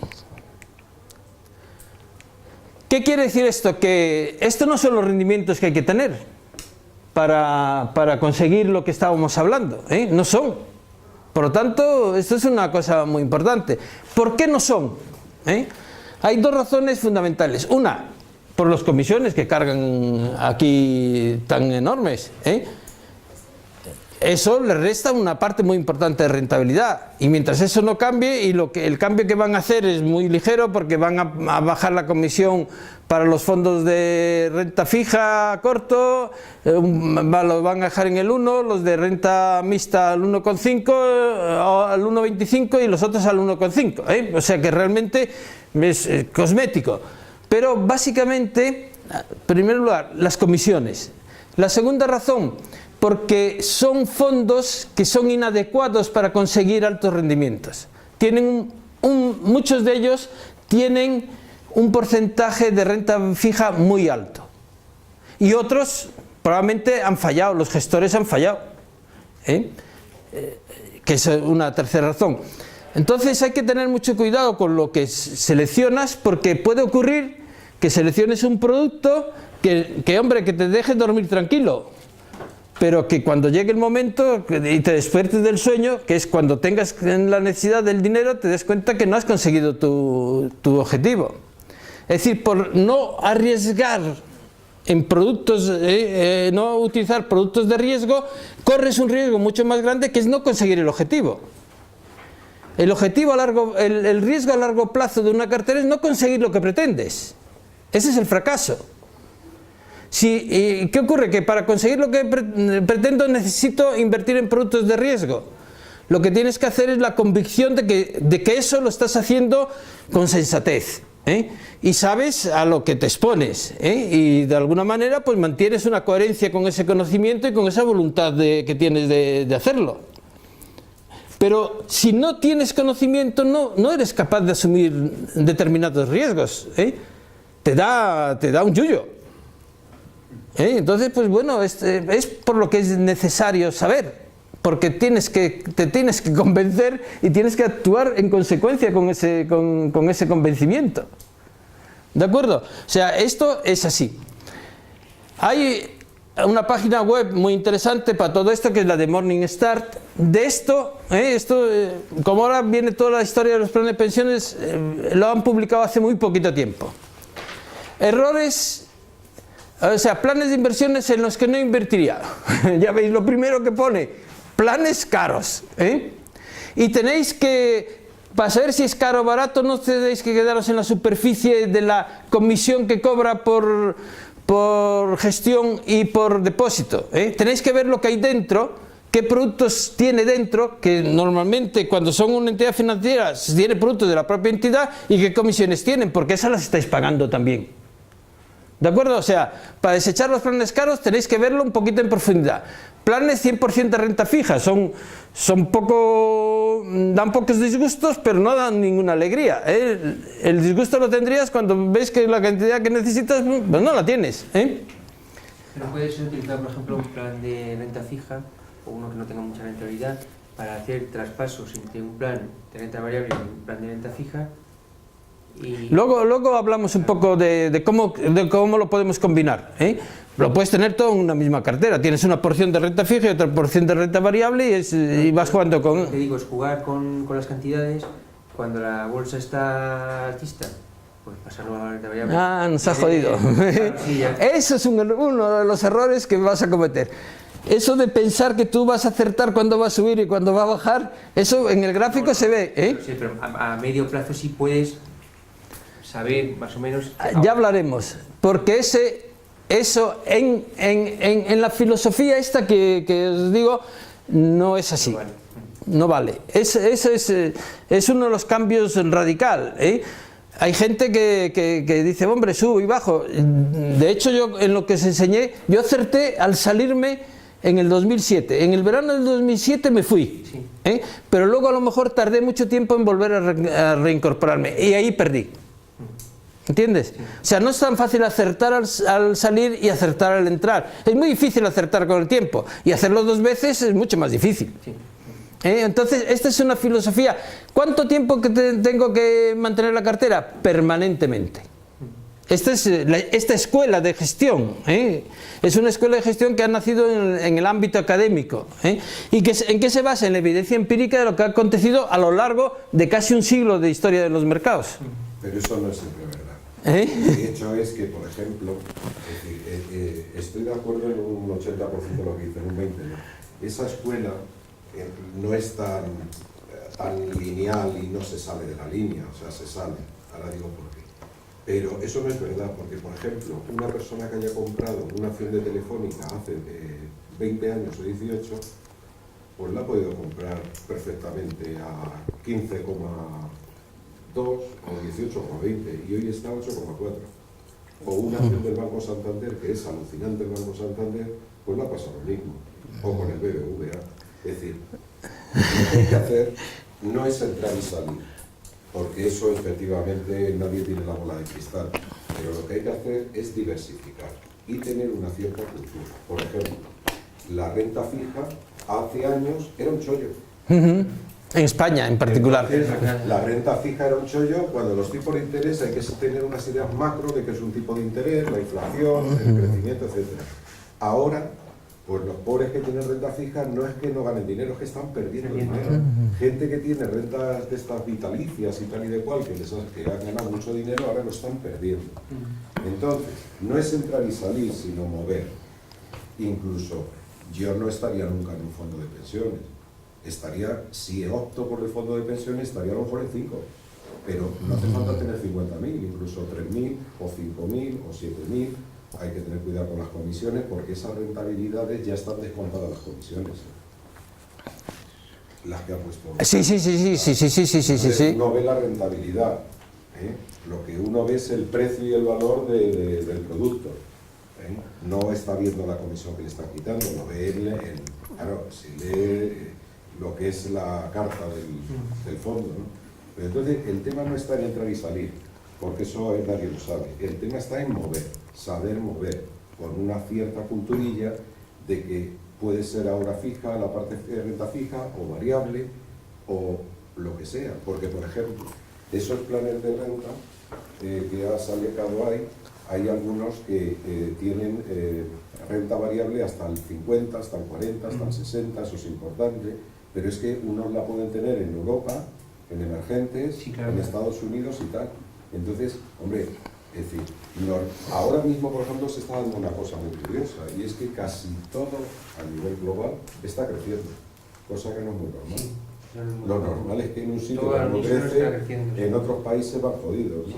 Entonces, pues cuando hay esa disparidad, hay que irse al fondo de pensiones que está aplicando esa renta variable en otra zona o en otros productos. Es decir, no salirse detrás, sino ir moviendo con una cierta capacidad de formación. La putada que tiene España es que normalmente todos nosotros nos hemos ido siempre a una tienda que se llama BBVA o una tienda que se llama Santander, que lo que hacen es vender sus productos, lógicamente. Entonces la mayoría de todos nosotros que tenemos pues, productos que son los que ellos quieren vender, que no tienen por qué ser los mejores, pero productos hay infinitos. ¿Claro? Entonces simplemente que para mí no es entrar y salir, porque efectivamente nunca acierta, pero moverse. Y el movimiento con una cierta capacidad nunca, no siempre se acierta, y sobre todo diversificar. Yo, por ejemplo, si fuera ahora mismo tuviera que hablar con una persona más joven, yo le diría siempre que metiera una parte de ese fondo, por ejemplo, un 5% en emergentes, porque ahí está con el tiempo el picante. Por ejemplo, ese es el que le puede dar el picante, pero, y bueno, como esto hay muchas más cosas, pero uno no se puede casar con un plan de pensiones, que es a lo que quería decir. Y eso es una burrada, porque o tocas ese que lo hace siempre bien, que no tiene por qué hacerlo siempre bien, porque rentabilidades pasadas no garantizan las futuras, pero vamos, eso es un milagro. No, yo lo único que digo es que si tú tienes un fondo de renta variable y, por ejemplo, un IBEX 35, y si después del 1 de octubre estás viendo que hay un riesgo de que baje, pues te sales un poquito y pasas parte del dinero de esa renta variable a otro fondo de renta. Eso es otra forma de gestionar que no es la que yo te estoy diciendo. Porque, quiero decirte, yo he pasado por eso, yo he pasado por eso. Entonces, luego cuando lo ves, la evidencia empírica es que esa no es la mejor opción. Es la que te produce a lo mejor menor volatilidad en la cartera. Con lo cual, yo cuando me fui del 2008 estaba, mira, estaba como Dios, desde un tranquilo, y de eso me acuerdo que estuve hablando muchísimo con un Carlos Casanueva, que era un profesor de la escuela, que había hecho el doctorado sobre la gestión en mercados financieros, y el Carlos Casanueva me explicaba lo que yo os estoy explicando a vosotros, y decía, todo eso está muy bien, pero yo estoy más tranquilo que la leche, y este está soportando unas pérdidas del 35% de su cartera. Entonces yo lo decía, ya, está muy bien, pero eso es así, ¿Entiendes lo que te quiero decir? Esta fotografía que ha hecho, efectivamente ha habido dos vaivenes. Uno, la subprime, bueno, todo este rollo de Estados americanos, etcétera, etcétera, y lo de China. Y lo de abril del 55, del 15. El que tiene que empezar cuanto antes y tiene a lo largo mucho, pasa muchas cosas. Yo llevo desde el año 88, no te digo nada, las hostias que me habré pegado con las Torres Gemelas, con la guerra de Afganistán, con el atentado de no sé dónde. Sobresaltos todos. Yo puedo tener una lista de, no yo, todo el mundo que lleva en esa época, pues de más de 40 sucesos, y algunos más graves que esos, pero gravísimos. Tanto como que yo, cuando las Torres Gemelas, y es una cosa que os la digo, pero para que veáis hasta dónde puede llegar, era una persona mucho más joven, evidentemente, con menos riesgo, tenía mi trabajo de ingeniero y tal y cual, y yo iba un poco en la tranquilidad y tal. Yo llegué a perder el 83% durante 2 semanas de lo que tenía. Que hay que aguantarlo eso, Yo me hubiera, como yo un montón, si yo me hubiera acojonado no hubiera perdido, pero hay que rezar y decir esto se levantará, pero esto ocurre. Sí. Esto, quiero decir que eche el mercado en el peor momento, la has cagado. Mira, ahora mismo la bolsa está bajando, el IBEX por Cataluña, bueno, todo esto rollo y tal y cual. ¿Qué va a pasar de aquí a final de año? Nadie lo sabe, siempre el rally y tal y igual. seguro que como hagas el tonto te pilla los 2 días mejor y has cagado el año. Entonces, pero que no es tan fácil. Hay una cosa que tú has mencionado que es clave, que se llama diversificación. La diversificación es lo que te permite gestionar razonablemente el riesgo, y ya hablaremos de qué es lo que es la diversificación.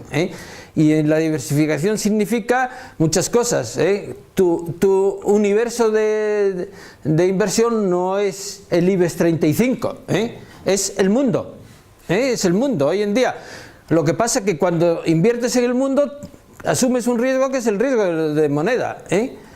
Pues el hecho de que el dólar se esté debilitando te está sacudiendo en la cartera cosa fina. Pero hay muchos fondos cubiertos la moneda. Ya, lo que ocurre es que la teoría dice que no merece la pena cubrir ese riesgo. Porque también el riesgo es diversificación, es otra cosa. ¿Es riesgo o diversificación? En un mundo globalizado, pues yo no sé si es riesgo o diversificación. Entonces eso pues... pero quédate con una palabra clave que me parece, que él mencionó, que me parece muy importante: diversificación. Esta palabra es absolutamente clave.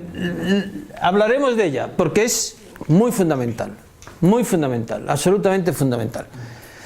Bueno, otra recomendación: planes que planes que sistemáticamente hayan obtenido una rentabilidad por debajo de la media de su categoría. Y os digo, vais a la página web del Ministerio de Economía y sacáis el dato y podéis consultar la rentabilidad que ha tenido el plan de pensiones. Fijaros fundamentalmente en la rentabilidad a largo plazo, que es lo que demuestra un poco el rendimiento. Vosotros vais a invertir a largo plazo, pues tenéis que fijar eso. No lo del último año ni los últimos 3 años, a largo plazo. Planes que no correspondan con nuestro horizonte temporal, lo que decimos eso, quiere decir que si mi horizonte es de largo plazo no tiene sentido invertir en renta fija, exclusivamente. Y planes poco diversificados,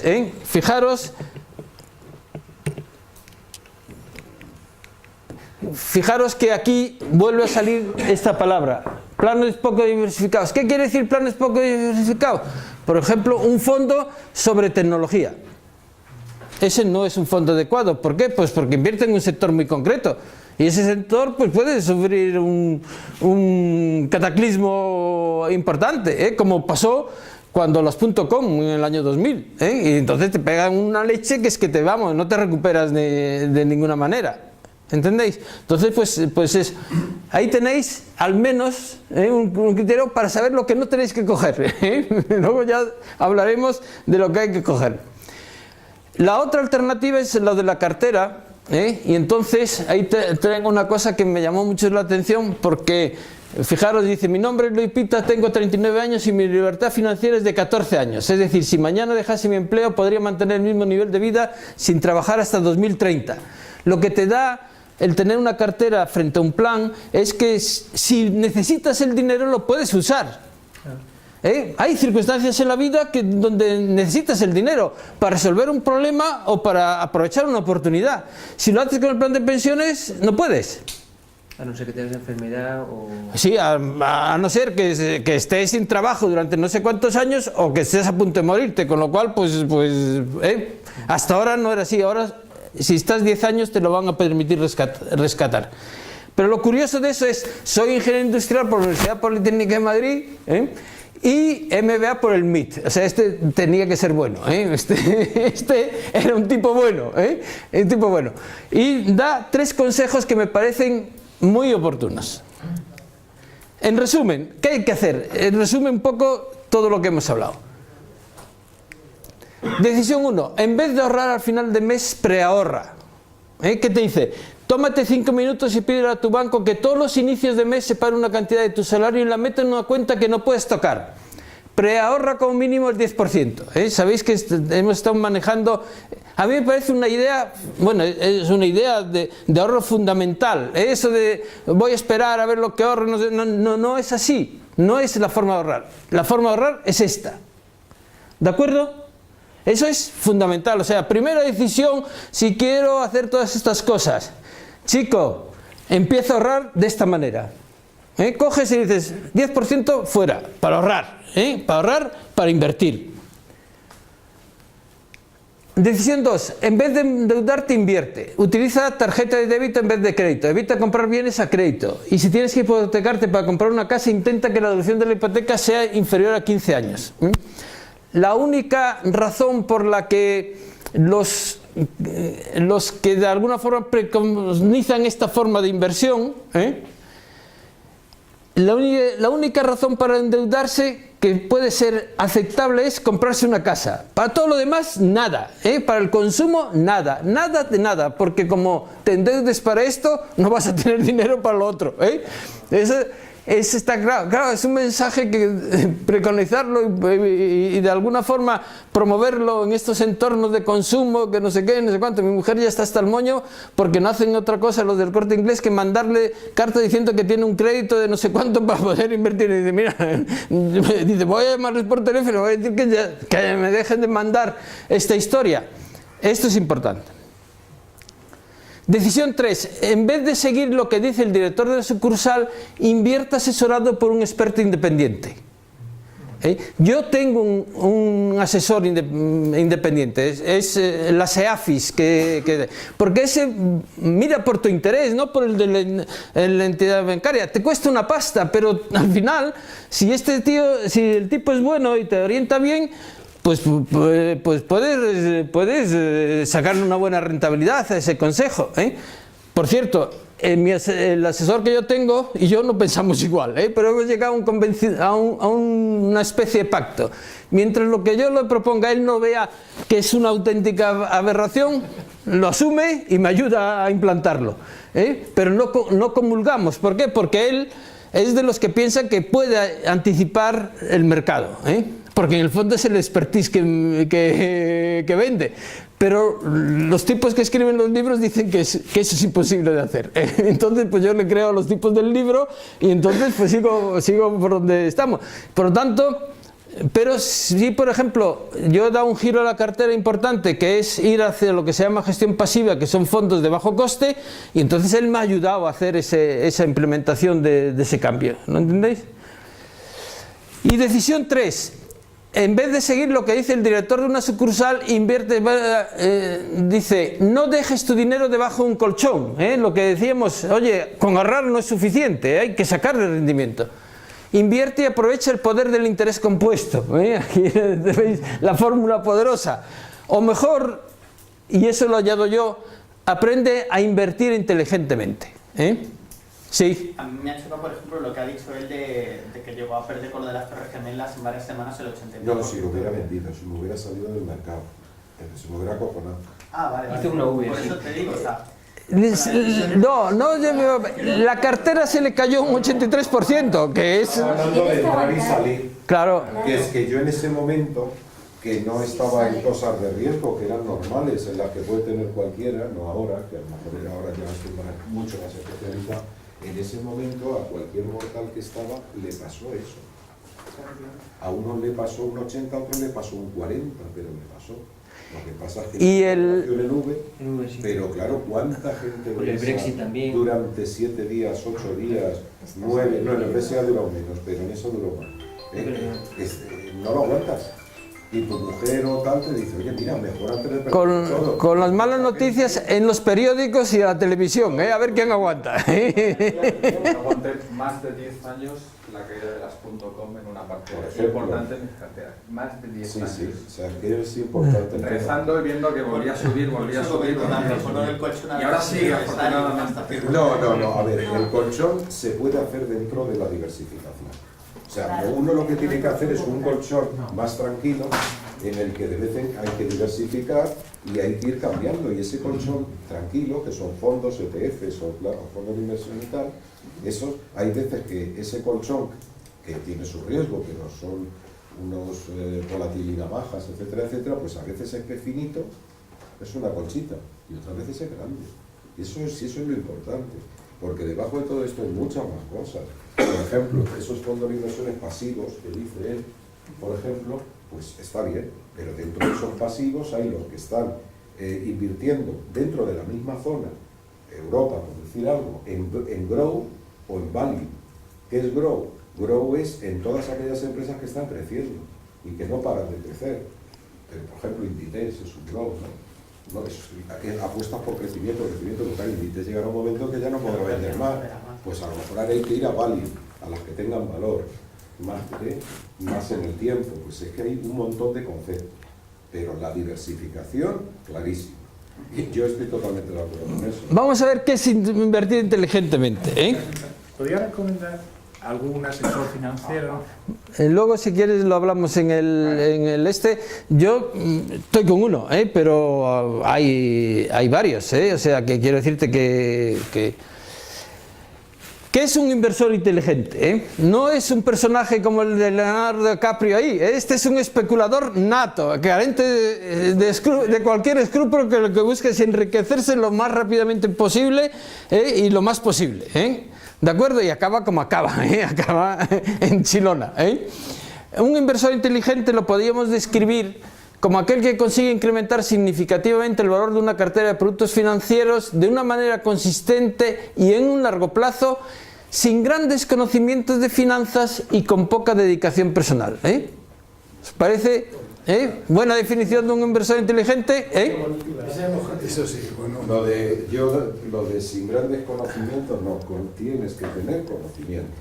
No, bueno, quiero decirte, grandes conocimientos, tienes que tener un conocimiento, pero no tienes que ser un super experto, no. Pues para que nos entendamos. No tienes que ser un especialista financiero, tienes que saber de finanzas, pero no tienes que ser un especialista financiero. El título no es mío, es de este libro, el libro de Benjamin Graham, que Benjamin Graham es el supergurú de la inversión en Estados Unidos, es el gran maestro admitido por todo el mundo y que ha creado escuela, y uno de sus discípulos es Warren Buffett, y dice que este es el mejor libro sobre inversión. Este es el primer libro que yo leí en el año 2010 y que me hizo cambiar, modificar un poco mi forma de... Es rico. Este ganó muchísima pasta. No, pero no por los libros. No, ganó pasta. Es uno de los tíos más ricos del mundo. Benjamin Graham ganó mucha pasta. Ganó mucha pasta. Yo solamente leo libros de gente que ha ganado pasta. Yo de profesores y académicos nada. Gente que ha ganado pasta. Y ahora os voy a poner uno.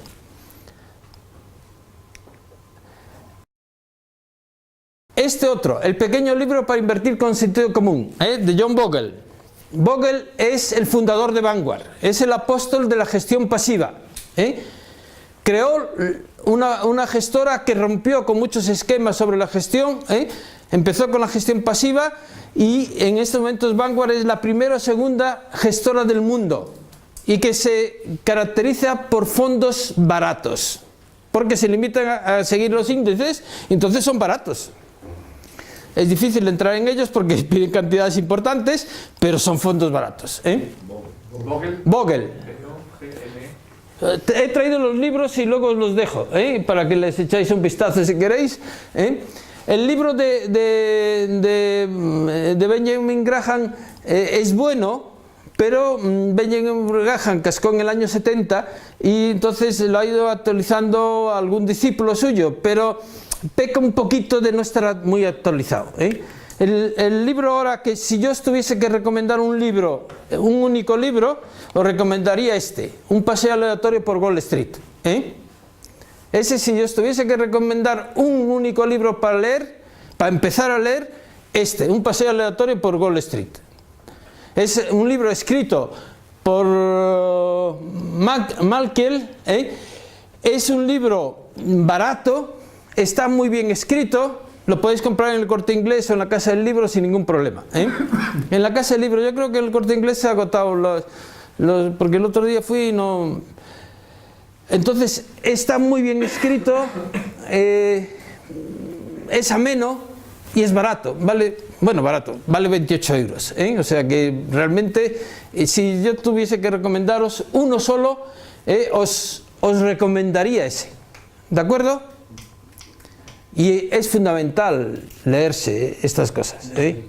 Y este tipo, el Malkiel es alguien criado a los pechos de Bogle es